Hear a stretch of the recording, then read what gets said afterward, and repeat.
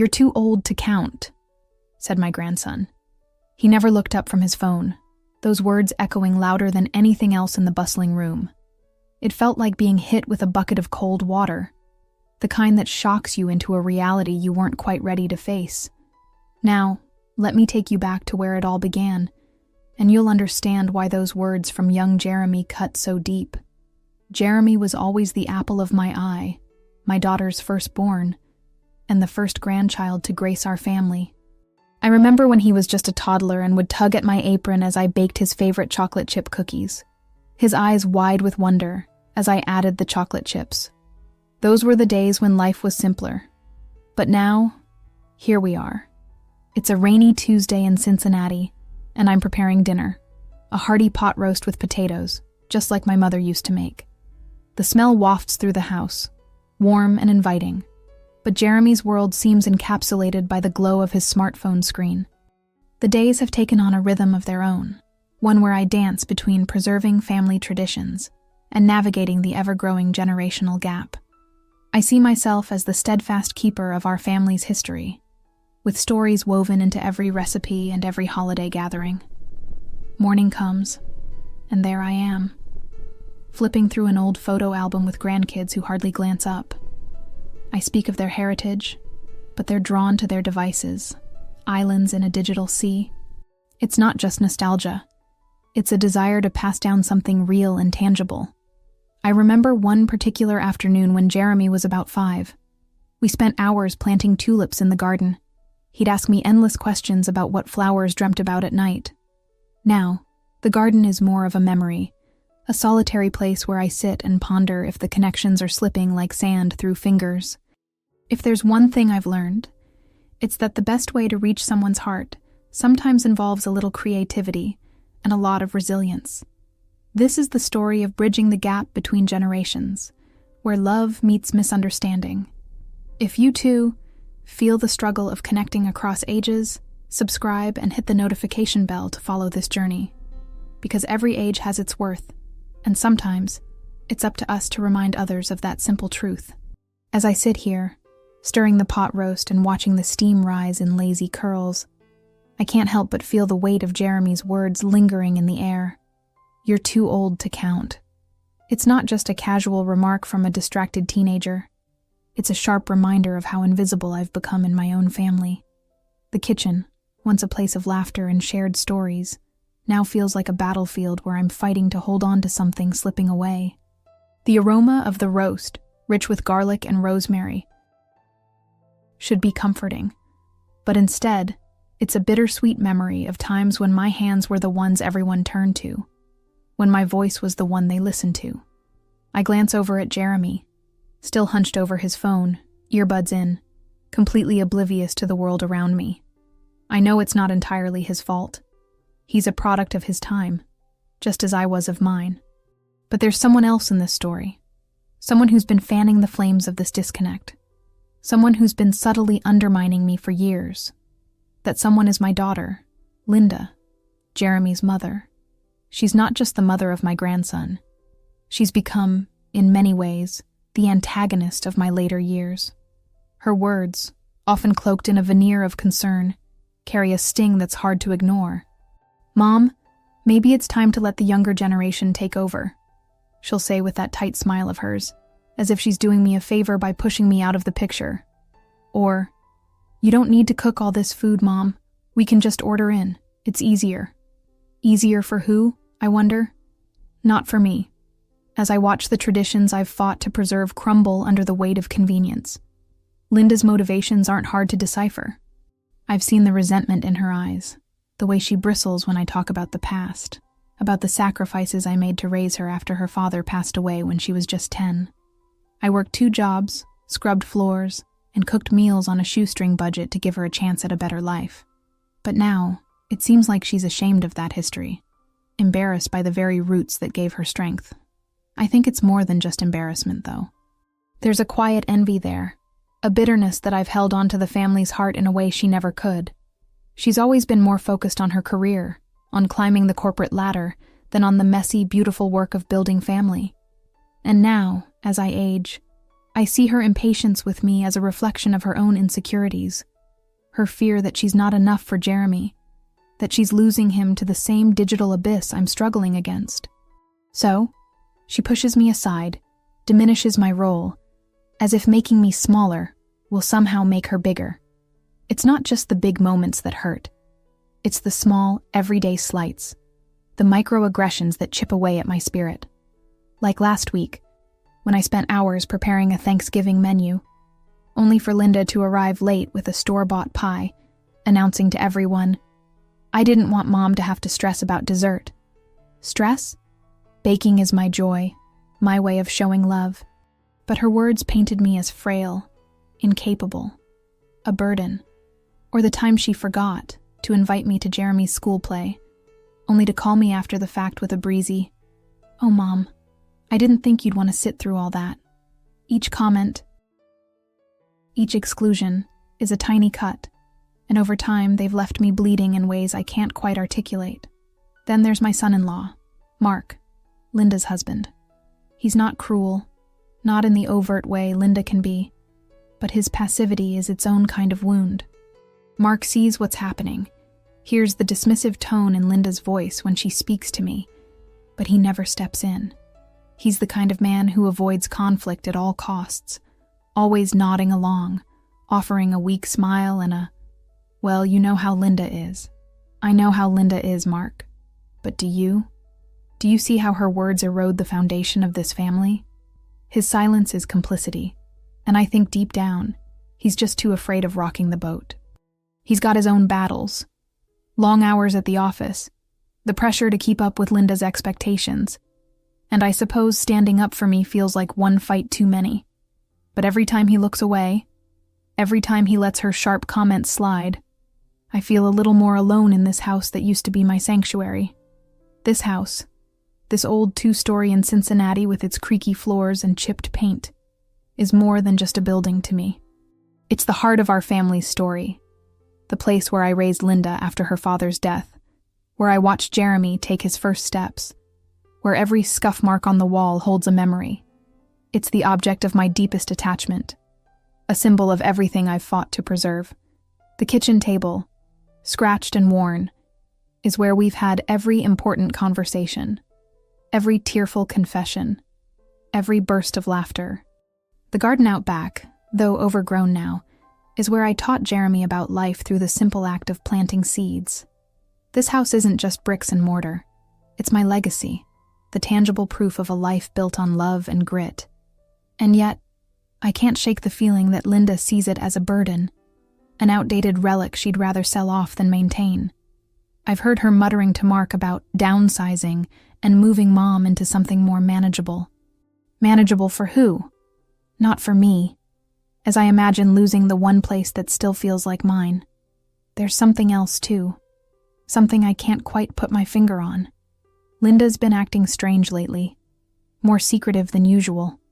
I've caught her on the phone in hushed tones, quickly hanging up when I enter the room. And last month, when I was sorting through some old papers in the attic, I found a real estate brochure tucked between some of Linda's old school projects. It was for a condo development downtown, with notes scribbled in her handwriting about potential investment and timing the market. My heart sank as I read those words. Is she planning to sell this house out from under me? Is that what all this pushing and prodding is about? I don't have proof. Not yet. But the suspicion gnaws at me, a quiet dread that there's more to her dismissive attitude than just generational impatience. I've kept these fears to myself for the most part, but there's one person I can always turn to when the weight feels too heavy. My old friend, Betty. Betty and I go way back, to the days when we were young mothers navigating the chaos of parenthood together. She's got a sharp tongue and an even sharper mind, and she's never been afraid to call things as she sees them. So, on a chilly Thursday afternoon, I bundle up in my coat and walk the 3 blocks to her house, the wind biting at my cheeks as I rehearse what I want to say. When I knock on her door, Betty answers with a wide grin, her gray hair pulled back in a messy bun. "Well, if it isn't my favorite troublemaker," she teases, ushering me inside. Her living room smells like cinnamon and coffee, and I feel a wave of relief just being in her presence. We settle into her worn-out armchairs with mugs of hot coffee, and I let it all spill out. The way Linda's been treating me, the cutting remarks, the way Mark just stands by and lets it happen. I tell her about Jeremy's comment, how it felt like a punch to the gut, and how I'm starting to wonder if I've outlived my usefulness in this family.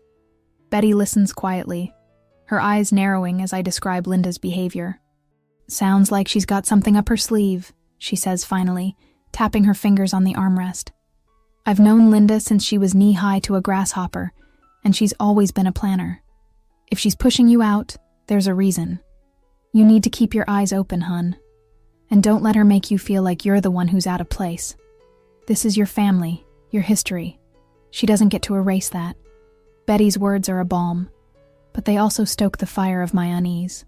If Linda is planning something involving the house, something that would strip away the last piece of my identity, what can I do to stop her? I thank Betty for listening, promising to keep her updated. And as I walk home, I feel a mix of determination and dread. I'm not ready to give up on this family, on this house, on the connections I've spent a lifetime building. But I'm also not blind to the storm that's brewing. The storm breaks a few days later, on a quiet Saturday evening. I'm in the kitchen, kneading dough for cinnamon rolls, when Linda and Mark come over unexpectedly. Jeremy's with them, still glued to his phone, but there's a tension in the air that I can't ignore. Linda's smile is tighter than usual, her movements brisk as she sets a stack of papers on the table. "Mom, we need to talk," she says, her voice clipped. Mark shifts uncomfortably, avoiding my gaze as he mumbles something about getting a glass of water. I wipe my hands on my apron, my heart thudding in my chest. "What's this about?" I ask, trying to keep my voice steady. Linda doesn't waste time. She pushes the papers toward me and I see the words "listing agreement" at the top. My stomach drops. "Mark and I have been thinking," she begins, her tone rehearsed. "And we think it's time to sell the house. It's too much for you to maintain on your own. And frankly, we could use the money to invest in something more practical. There's a nice senior living community nearby, really lovely, with activities and support. You'd be so much happier there." Her words hit me like a freight train. Sell the house. My house. The place where I've poured every ounce of my love and labor. I can barely process what she's saying, but she keeps going, her voice growing more insistent. "Mom, let's be realistic. You're not getting any younger, and this place is falling apart. It's not fair to expect us to keep coming over to help with repairs or yard work. And honestly, you're too old to be clinging to something that's just a burden now." There it is, the final blow, echoing Jeremy's words but delivered with the cold precision of an adult who knows exactly how to wound. Too old, not just to count, but to matter, to have a say, to hold on to the one thing that still feels like mine. I stare at her, my hands trembling, the dough forgotten on the counter. Mark is silent, his head bowed, and Jeremy doesn't even look up from his phone, oblivious to the wreckage unfolding around him. I want to scream, to tell her she has no right to take this from me, but the words stick in my throat. Instead, I look at the papers on the table, at the neatly typed figures that reduce my life to a transaction.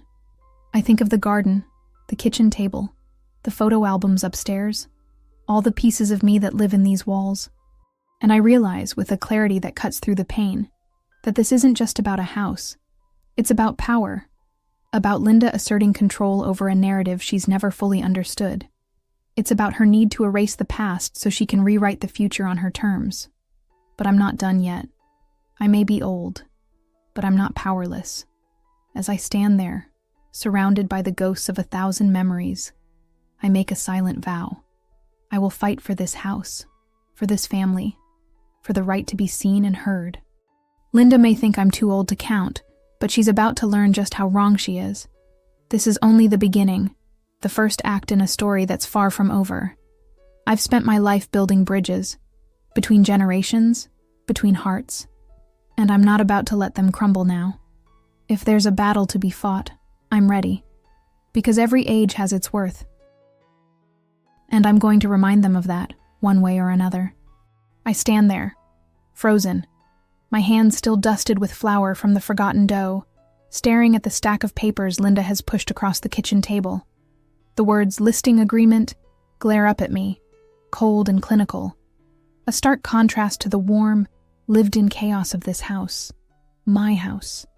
My heart is pounding so hard I can feel it in my throat, a mix of shock and fury bubbling up inside me. Linda's words echo in my mind, each one sharper than the last. You're too old to be clinging to something that's just a burden now. A burden. This house, this sanctuary of memories, reduced to an inconvenience in her eyes. I glance at Mark, hoping for some flicker of support, but his head is still bowed, his fingers fidgeting with the edge of his sleeve, as if he can disappear into the wallpaper if he tries hard enough. Jeremy, of course, hasn't even looked up from his phone, the glow of the screen casting a bluish light over his indifferent face. I'm alone in this moment, surrounded by family, yet utterly isolated, and the weight of that realization presses down on me like a physical force. Linda, I finally manage, my voice trembling but growing steadier with each syllable. You don't get to decide what this house means to me. You don't get to erase everything I've built here just because it's inconvenient for you. I push the papers back toward her, my hands shaking not with fear, but with a burgeoning resolve. I'm not signing anything. This is my home and I'm not leaving it. Her eyes narrow, and for a moment, I see something flash across her face. Anger, maybe, or frustration. But it's quickly replaced by that tight, practiced smile I've come to dread. Mom, be reasonable, she says, her tone dripping with condescension. You can't keep up with this place. The roof needs repairs, the plumbing is a nightmare, and let's not even start on the yard. You're not in any shape to handle all that, and Mark and I can't keep dropping everything to come fix things. We're doing this for your own good. For my own good? I repeat, my voice rising despite my efforts to keep it level. Linda, this house isn't just a building to me. It's where I raised you after your father died. It's where I taught Jeremy how to tie his shoes, where we celebrated every birthday, every holiday, every scratch on this table, every creak in the stairs. It's a story, a piece of us, and you want to sell it off like it's nothing, like I'm nothing. I've spent my whole life building this family, and I'm not about to let you tear it apart because it's easier for you. Linda leans back in her chair, crossing her arms, her expression hardening. Mom, you're being dramatic. This isn't about tearing anything apart. It's about being practical. You're not getting any younger, and we need to think about the future, Jeremy's future. The money from this house could pay for his college, set us up with something more manageable. And that senior living place I mentioned? It's got everything you'd need. Meals, activities, people your age. You'd be happier there, trust me. Her words cut deeper than I expected, not just because of what she's saying, but because of how she says it, like she's already made up her mind, like my opinion doesn't matter. I look at her, really look at her, and I see not just my daughter, but a stranger, someone who's so caught up in her own world that she can't, or won't, see mine. Happier? I say, my voice low and dangerous now, the anger I've been holding back for so long starting to spill over.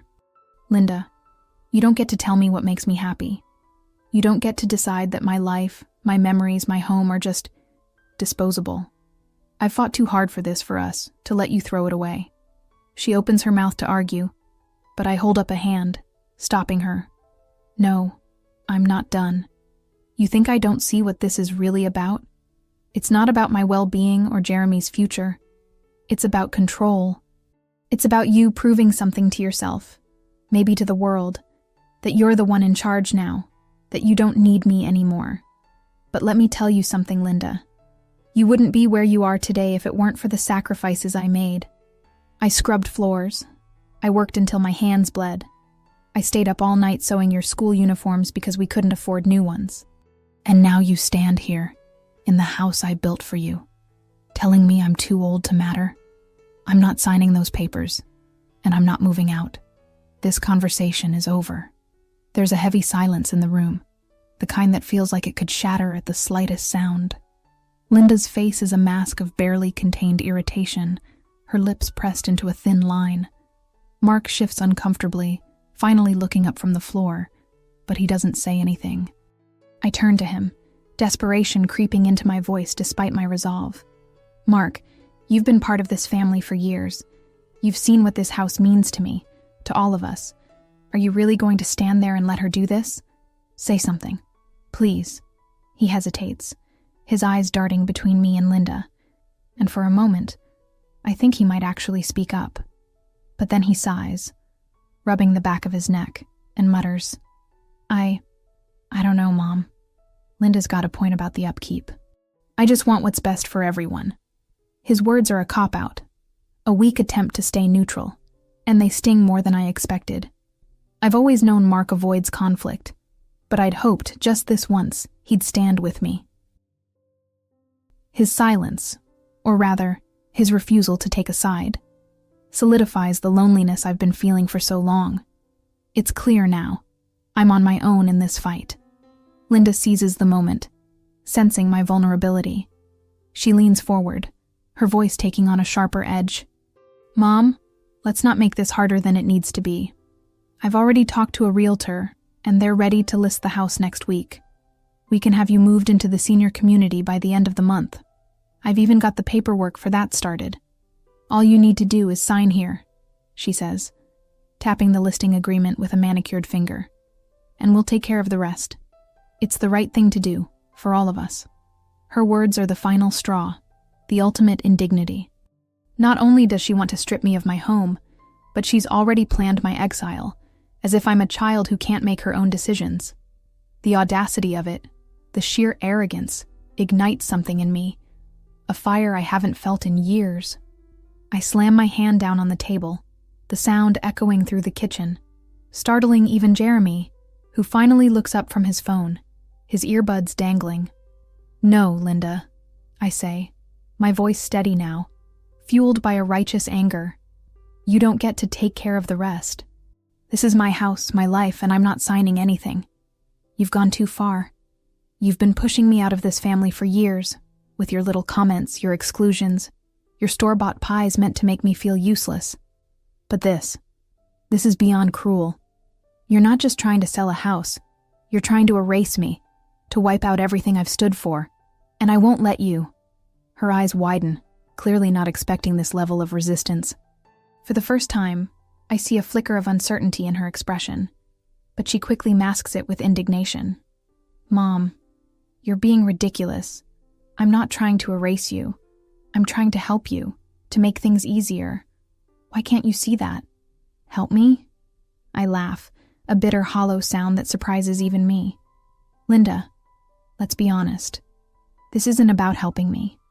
It's about you. It's about your resentment, your envy, your need to feel like you're the one in control. I see it in the way you look at me, the way you talk about the past like it's something to be ashamed of. You're embarrassed by where we came from, by the struggles that made you who you are. But I'm not ashamed. I'm proud of every late night, every sacrifice, every meal I cooked on a budget of nothing.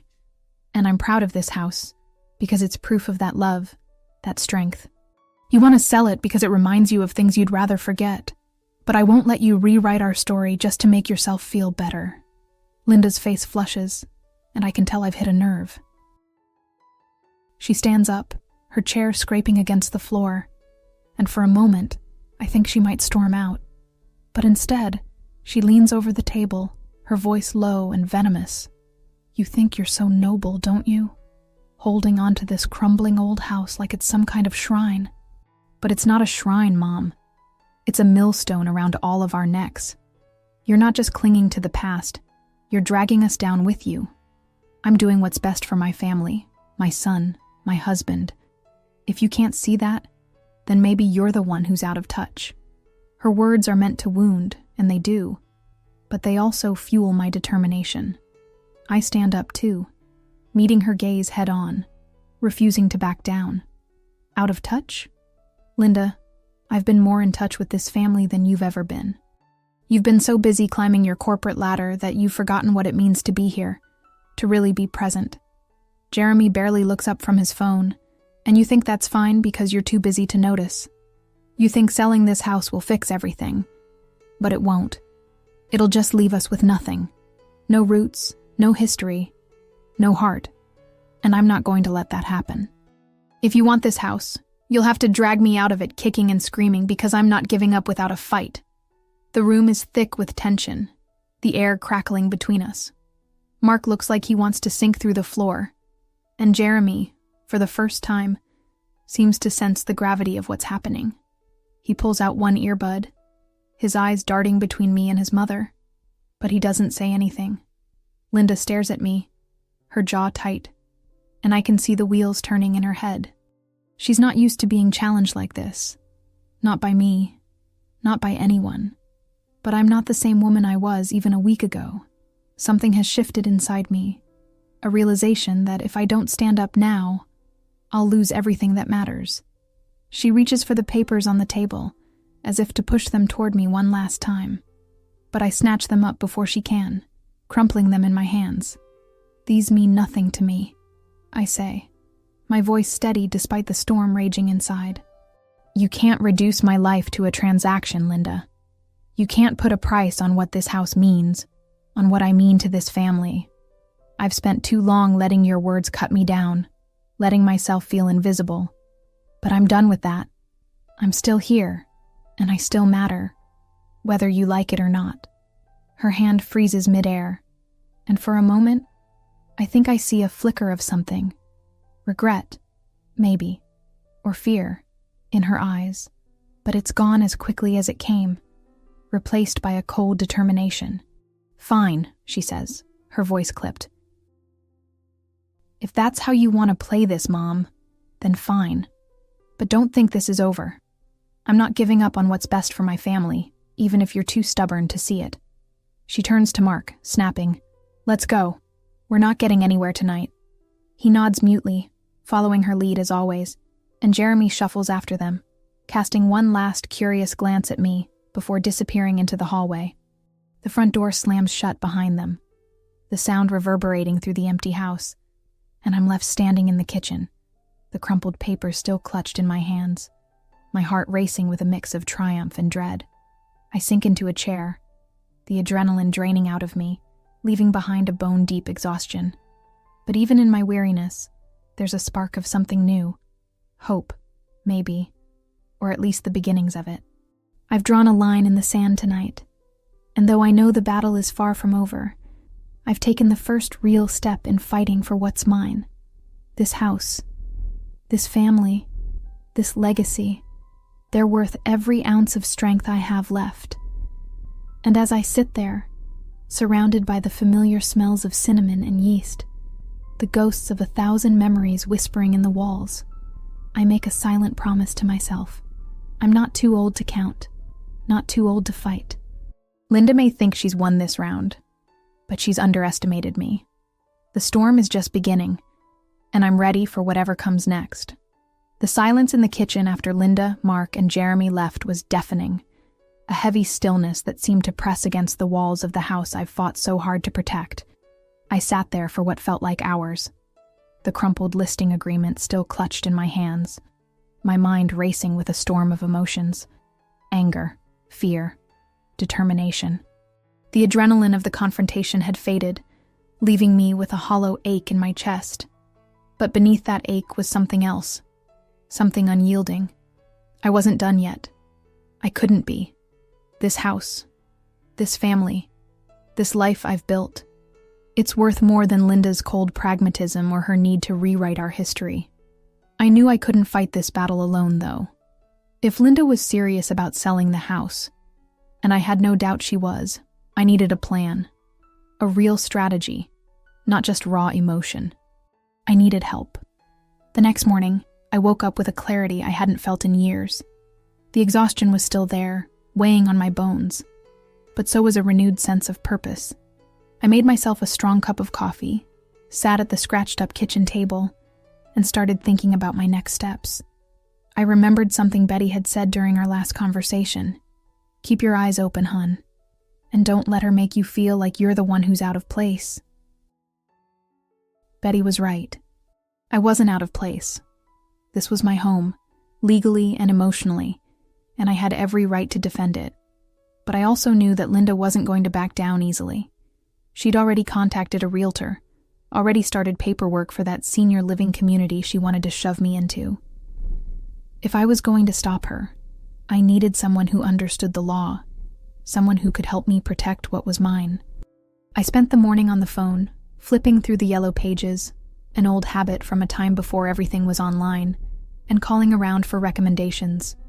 I didn't have much money to spare, but I figured there had to be someone out there who could at least point me in the right direction. After a few dead ends, I got the name of a local attorney, Robert Hensley, who specialized in property disputes and elder law. The woman on the phone at the legal aid office assured me he had a reputation for being tough but fair, and more importantly, he offered free initial consultations for seniors on fixed incomes. I made an appointment for the following day, my hands trembling as I wrote down the address. It felt like a small victory, a first step toward taking back control, but I couldn't shake the nagging fear that I was already too late. That afternoon, I walked over to Betty's house again, needing to talk through what had happened the night before. She greeted me with the same warm grin, though her eyes narrowed with concern when she saw the tension etched into my face. We sat in her cozy living room, the smell of cinnamon lingering in the air as always, and I told her everything.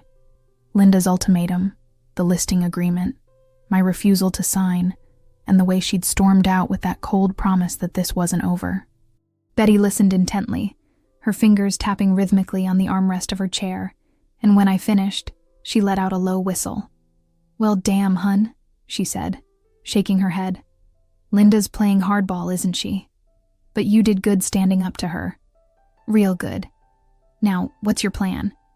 'Cause you know she's not gonna stop just 'cause you said no." I told her about the attorney, about the appointment I'd made for the next day, and she nodded approvingly. "Smart move. You need someone in your corner who knows the ins and outs of this stuff. Linda might think she's got it all figured out with her realtor and her fancy paperwork, but the law's the law. If that house is in your name, and I'm guessing it is, she can't just sell it out from under you. Not without a fight anyway." Betty's words bolstered my resolve, but they also underscored the reality of what I was up against. Linda wasn't just my daughter. She was a determined woman with resources and a clear agenda. I didn't know how far she'd go to get what she wanted, but I suspected it wouldn't stop at harsh words or passive-aggressive slights. The real estate brochure I'd found in the attic, the hushed phone calls I'd overheard. Those weren't accidents. She was planning something, and I needed to be ready. The meeting with Robert Hensley the next day was both a relief and a wake-up call. His office was a small, no-frills space in downtown Cincinnati, tucked between a diner and a dry cleaner, with stacks of files on his desk and a worn-out coffee maker in the corner.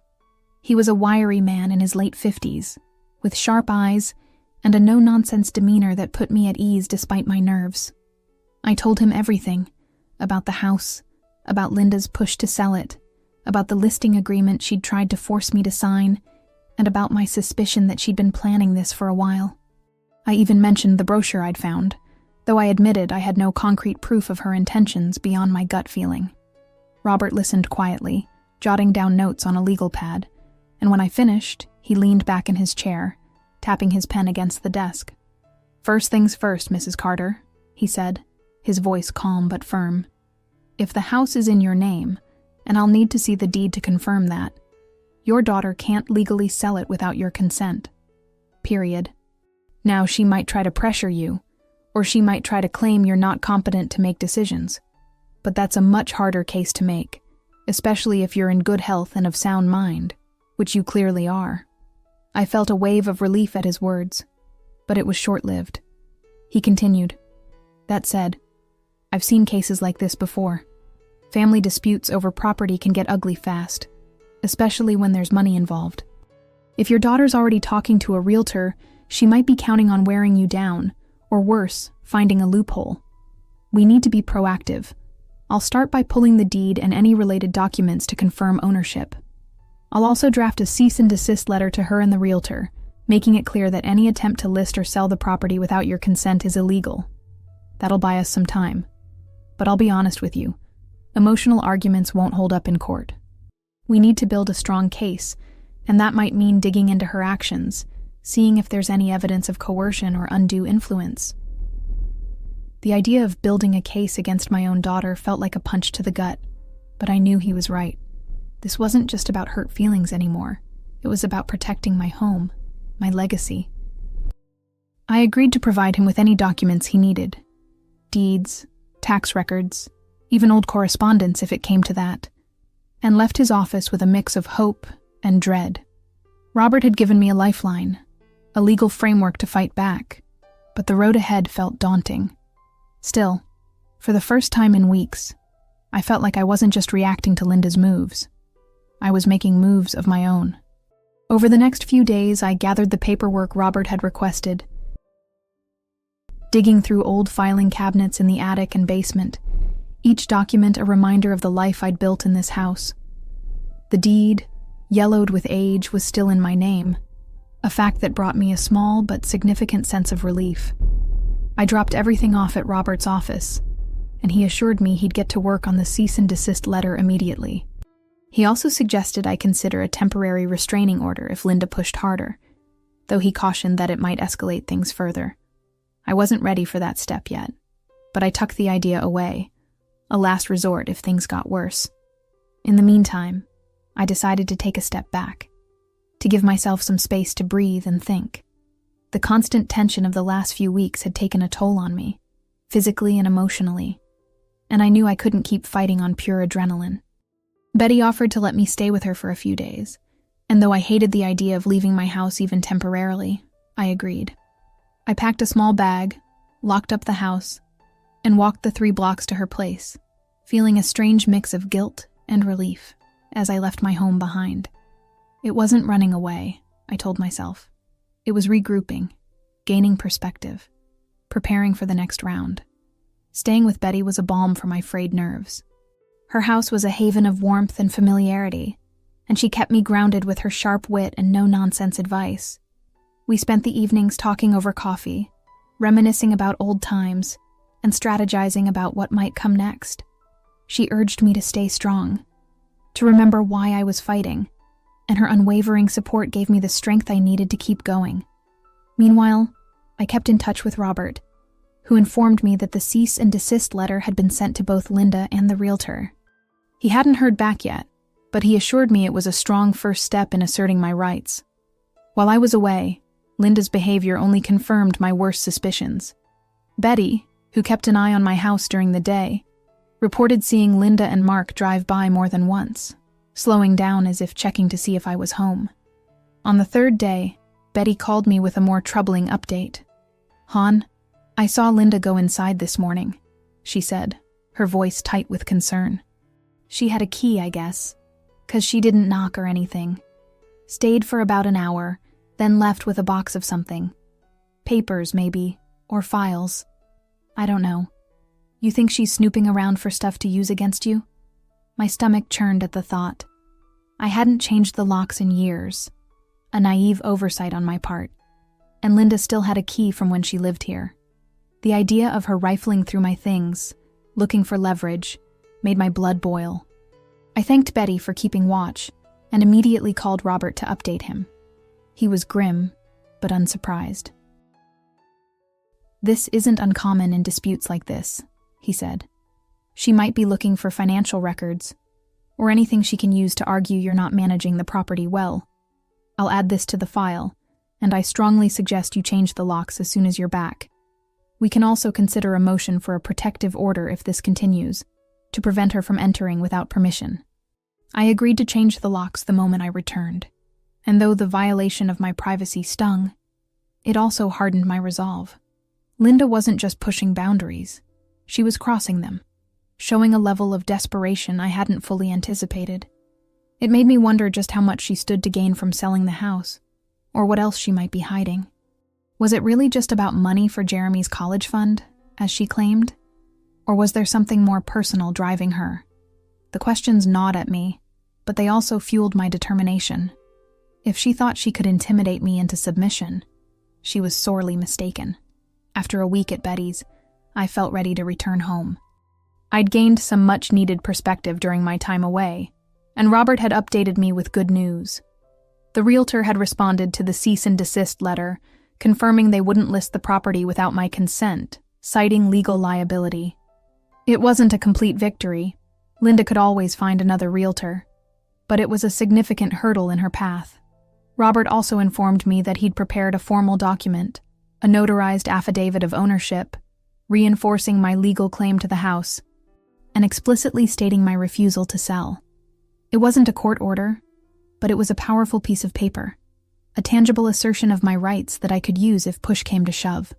He called it my document of power, and though the term sounded dramatic, it felt fitting.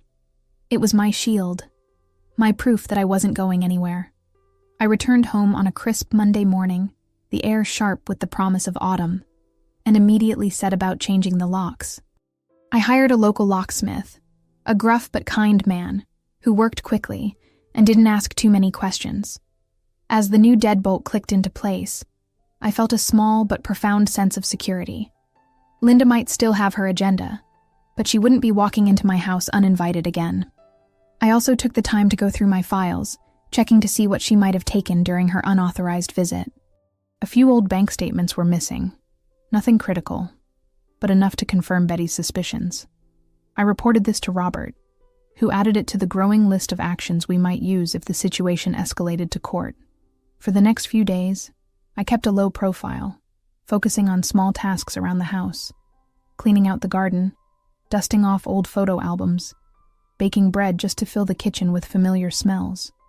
It was my way of reclaiming the space, of reminding myself why I was fighting, but I knew the calm wouldn't last. Linda hadn't contacted me since the night of our confrontation, and the silence felt like the quiet before a storm. I wasn't wrong.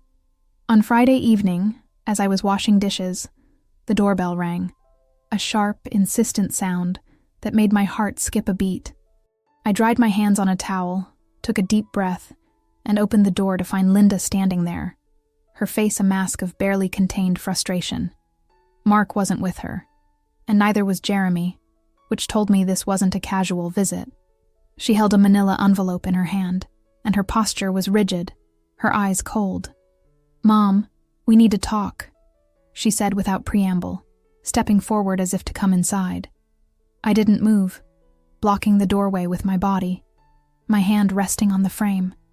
"We can talk right here," I said, my voice steady despite the nerves fluttering in my chest. "What do you want, Linda?" She hesitated, clearly not expecting resistance at the threshold, but then she straightened, holding up the envelope.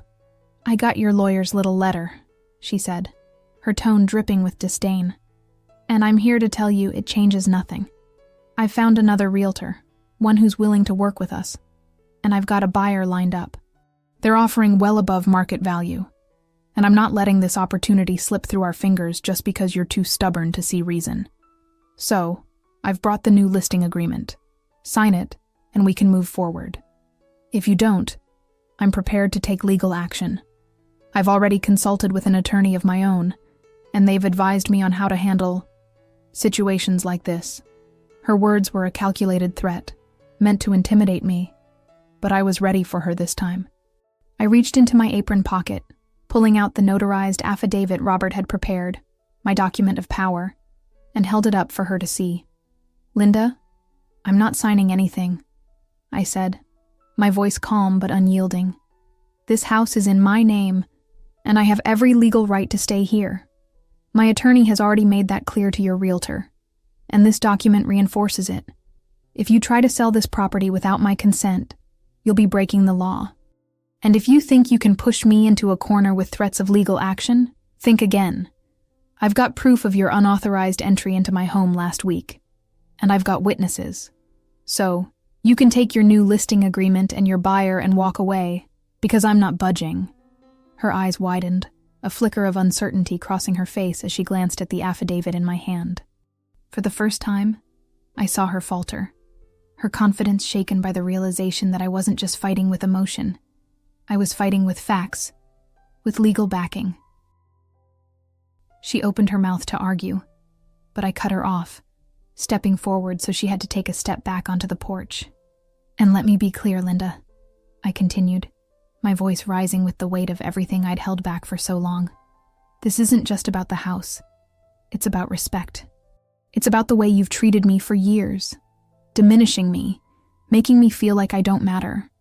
I've spent my life building this family, sacrificing everything to give you a chance at something better. And this is how you repay me? By trying to strip away the one thing that still feels like mine? I'm done letting you walk all over me. I'm done feeling invisible in my own home. So you can fight me all you want, but I'm not giving up. This house, this history, this love, it's worth more than any buyer's offer, and I'll protect it with everything I have. The air between us was charged, her face flushed with a mix of anger and something else. Maybe shame, maybe frustration. She clutched the envelope tighter, her knuckles white, and for a moment, I thought she might push back harder. But then she took another step back, her jaw tight, and said, "This isn't over, Mom. You're making a mistake, and you're going to regret it." "Maybe," I replied, meeting her gaze head on. "But it's my mistake to make, not yours. Goodbye, Linda." I closed the door before she could respond, the click of the new lock echoing in the quiet of the house. My heart was pounding, my hands trembling, but I felt a surge of triumph unlike anything I'd experienced in years. I'd stood my ground, not just with words, but with proof, with power. Linda might not be done, as she'd warned, but I'd won this round, and that was enough for now. Over the next few weeks, the tension didn't disappear, but it shifted. Linda didn't come by again, though Robert informed me that her new realtor had backed off after receiving a follow-up letter from him. The threat of legal action seemed to have stalled her plans, at least for the moment, and I took advantage of the reprieve to strengthen my position. Robert helped me draft a living will and a power of attorney, naming Betty as my trusted agent in case anything happened to me, ensuring that Linda couldn't swoop in and take control if I became incapacitated. It was a grim precaution, but a necessary one, and it gave me peace of mind knowing my wishes were protected. The real victory, though, wasn't just legal. It was personal. A few days after the confrontation on the porch, I got an unexpected call from Mark. His voice was hesitant, almost sheepish, as he asked if he could come by to talk, alone, without Linda. I agreed, curious but wary, and when he arrived, he looked more uncomfortable than I'd ever seen him. He stood in the kitchen, hands in his pockets, avoiding my gaze as he spoke. "Mom, I just wanted to say I'm sorry," he started, his words halting. "I've been a coward in all this. I've seen how Linda's been treating you, how she's been pushing, and I didn't say anything. I didn't want to rock the boat, you know, but that's no excuse. I should have stood up for you, should have told her she was wrong to try and force you out of this house. It's not right, what she's doing, and I'm ashamed I didn't do more to stop it." His apology caught me off guard, and for a moment, I didn't know what to say. I'd always known Mark wasn't cruel, just conflict-averse, but hearing him acknowledge his role in my pain meant more than I expected. I nodded, my throat tight with emotion, and said, "Thank you, Mark. I appreciate you saying that. I felt so alone in this, and knowing you see it, even now, helps more than you know." He looked up at me then, his eyes filled with genuine regret. "I'm going to talk to Linda," he promised. "I don't know if it'll change anything, but I'm going to try. And if there's anything I can do to help you, to make this right, just let me know. I mean it." I didn't hold out much hope that he could sway Linda, but his willingness to try was a small but significant shift. It felt like a crack in the wall that had grown between me and my family, a glimmer of possibility that maybe, just maybe, we could rebuild something from the wreckage. The true moment of catharsis came a week later, on a quiet Sunday afternoon. With the legal threats at bay for the moment, and Mark's apology still fresh in my mind, I decided to reclaim a piece of myself that I'd neglected during the chaos. I went out to the backyard, to the overgrown garden where I'd once taught Jeremy about life through the simple act of planting seeds. The weeds had taken over, the soil dry and neglected, but I didn't let that deter me. I spent hours on my knees, pulling weeds, turning the earth, feeling the dirt under my fingernails and the sun on my back. It was hard work, especially at my age, but it was also healing. With each handful of weeds I yanked out, I felt like I was pulling out the pain, the doubt, the fear that had weighed me down for so long. As the sun began to set, casting a golden glow over the yard, I planted a new row of marigold seeds, pressing them gently into the soil. Marigolds had always been my favorite. Bright, resilient, a symbol of endurance. I watered them carefully, whispering a quiet promise to nurture them, just as I'd nurtured this family through every storm. Standing there, surrounded by the familiar creak of the house behind me and the earthy smell of the garden, I felt a profound sense of peace. I wasn't just fighting for a building. I was fighting for this, the right to live on my terms, to hold on to the memories and the love that defined me. And for the first time in a long time, I felt like I'd won. That evening, as I sat at the kitchen table with a cup of tea, watching the last light of day fade through the window, I reflected on everything that had brought me to this moment. Linda's words, Jeremy's indifference, Mark's silence. They'd all hurt, deeply, but they'd also forced me to find a strength I didn't know I still had. I wasn't too old to count, not by a long shot. I was still here, still vital, still capable of standing up for what mattered. And though the battle with Linda might not be over, I knew now that I could face whatever came next. To anyone watching this story unfold, I want to say this: it's never too late to fight for what's yours, to reclaim your voice, your place, your worth. If my journey has resonated with you, if it's stirred something in your heart, I'd love for you to leave a like. And I want to hear from you in the comments. Have you ever felt invisible in your own family, pushed aside by those you love most? How did you find your strength again? Share your stories with me. I'm listening. And of course, don't forget to subscribe for more stories of resilience and redemption. Until next time, hold tight to what matters most.